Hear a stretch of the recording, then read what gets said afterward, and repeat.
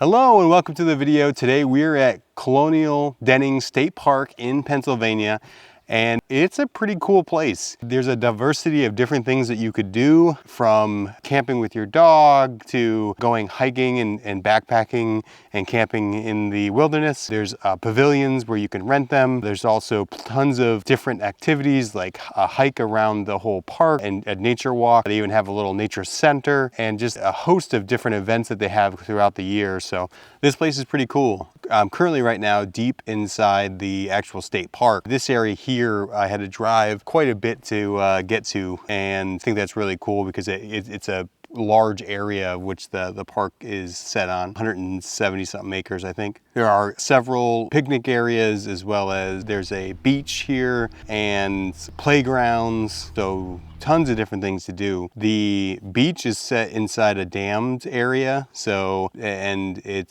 seems fairly large. There's tons of different spaces to sit. They have like little chairs set up. There's a nature walk that goes around the whole dam as well and into the forest or foresty part of the area.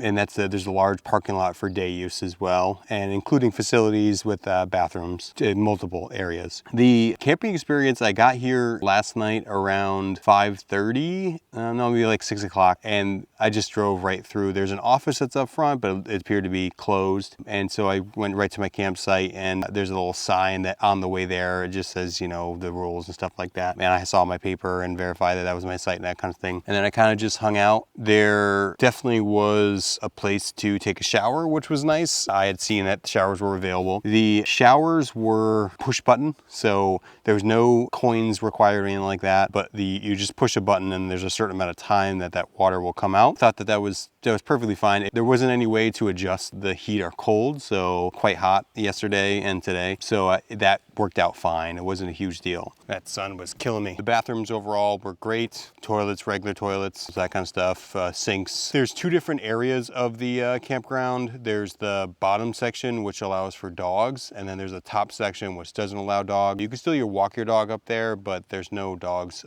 pets allowed. I ended up at the last site 6, but I think it was just because when I was looking at the map, it looked like that was the last site, and I like to try to get an end site just because there's no one to your right or left or whatever way you're going. I ended up not necessarily being the best site because there was a walking path that was on the other side and people were walking by, but not a huge deal. And then on the other side of me was a reserved spot, which actually was a really nice spot, but there was nobody there. Nobody ever came. So it was all right. Overall, it was nice. There was no one around. There's no one even in my area, but I would highly recommend like the 1 through 5 section, those sites, just because they're right next to that. There's a stream that's right there, and that was really cool, especially if you're in a tent. I mean, that can be an awesome natural white noise. Highly recommend that. And then there's this loop that goes around the dead end of that road, and inside the loop is a site. I don't think I've ever seen at least anything a site like that. So like it literally is the site is the center island type thing. I've seen, sites in the center, but like not the entirety of the site is the center. So I thought that was kind of funny. I would not recommend that site just because like literally you have cars driving by, you're surrounded by people, you're surrounded by road. I mean, it's not a site that I would ever want. The sites at the top are pretty cool. Most of them are nice. There's one that's like literally right next to the bathrooms. If you need that, then go for it. But other than that, I wouldn't recommend that one. The hikes I think are really cool. So you have the hike that goes up to the summit of this mountain, because we're in a kind of like a gorge or whatever, gap, whatever you want to call it, between there's a mountain to our left and then kind of a mountain hill type thing to our right. And so I think that's the summit is over to the right side of it. That looked cool. I did not do that. I don't have enough time, but I would recommend that. And it just looked like there's campsites that are out there too, so that might be interesting to you. There's also at the top of the hill, no pets area.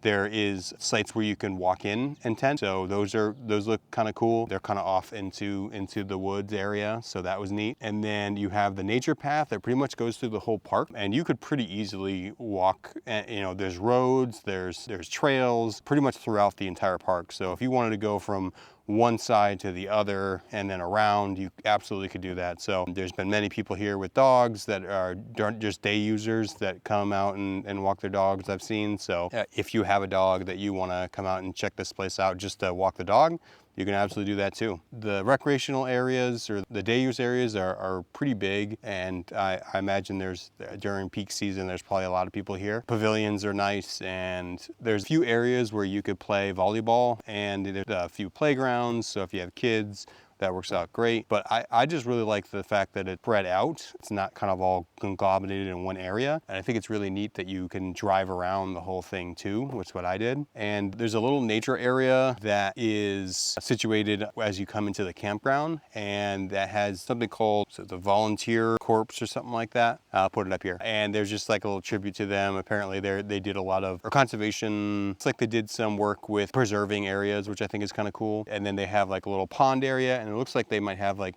some sort of classes or something like there too, because they have like a whiteboard, and it looks like you can put a projector up, something like that, and then a little pavilion there. So, and I know that there's events that happen there too, so it's probably because there's some type of event that'll happen there, and they'll put all that stuff up. And there's like a little cabin in the area there. That's also where you could take the trail up to the summit of the other side of the mountain. Well, actually comes from the dam, and then it kind of goes through the camping area. It's really neat. They got a bunch of bridges that go over that. Overall, I slept good, and I had a little fire at the end. Right now I'm gonna head home.